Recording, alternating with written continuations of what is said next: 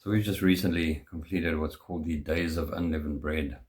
It's the annual 7-day period the Apostle Paul refers to in 1 Corinthians 5, where he literally says, therefore let us keep the feast.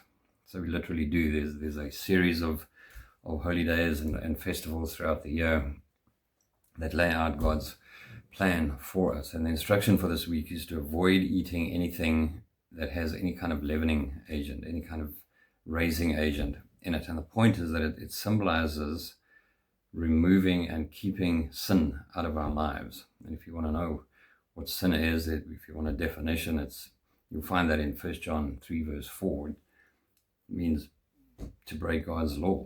Some translations actually say that sin is the transgression of God's law. But the lesson of these days is such a profound reminder of us for us when you realize just how easy it is to forget, or to not be careful or vigilant, and to slip out because we're just not consciously watching about what we're consuming, what we're eating and taking in. But there's an equally important instruction we're given at this time, and it's equally profound in its symbolism. We're not only told to keep leaven out, something telling us to not do something, but part of the instruction tells us for 7 days you must eat unleavened bread.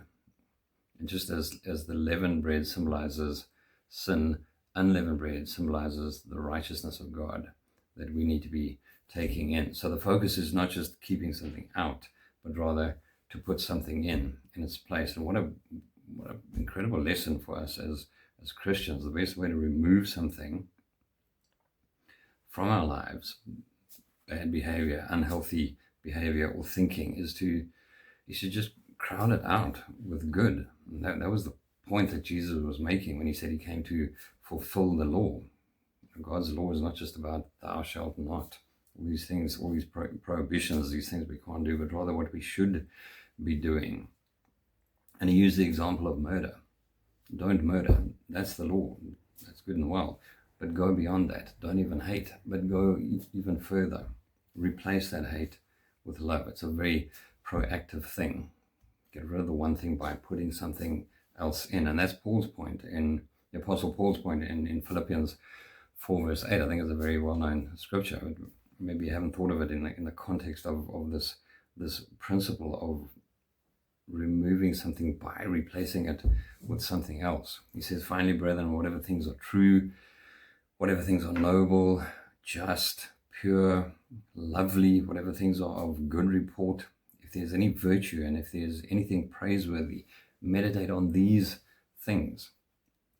And when we're doing that, when we're meditating on these things, as Paul says, it doesn't allow room for negative, for destructive, for unproductive, unhealthy thinking, which leads to equally unproductive and unhealthy behavior.